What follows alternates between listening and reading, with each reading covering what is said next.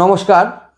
আজকে একটা হাস্যস্কর ব্যাপার নিয়ে মনের মধ্যে খুব দোলাচল দিচ্ছিল আর কি।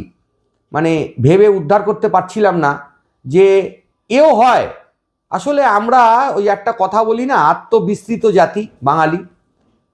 পশ্চিমবঙ্গে 34 বছর লেফটিস্ট বা বামপন্থা, মানে বামপন্থায় বিশ্বাসী মানুষজন ক্ষমতাসীন ছিলেন, এটাই ধরে নেব আমরা।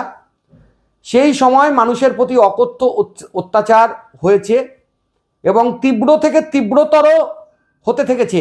সেই শাসন ব্যবস্থার কায়েমি শক্তি মানুষকে জর্জরিত করে দিয়েছে।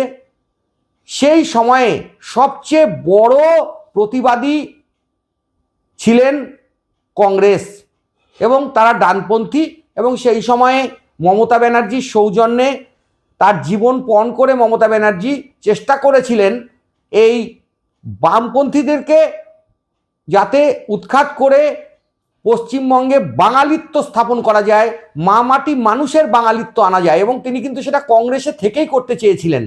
কিন্তু কংগ্রেস কত বড় দুশ্মনী বা কত বড় বেইমানি করেছে চিন্তা করুন। যেই কংগ্রেস তারা বলতো আমরা বিরোধী, তখন তো বিরোধী কংগ্রেসই ছিল, মানে তৃণমূল কংগ্রেস 1998 সালে প্রতিষ্ঠিত হওয়ার আগে। তারা এখন জোট বেঁধেছে সেই বামপন্থীদের সঙ্গে। তাহলে মমতা ব্যানার্জি যদি না বেরোতেন তাহলে আমাদের পশ্চিমবঙ্গের কি হাল হতো একবার ভেবেছেন?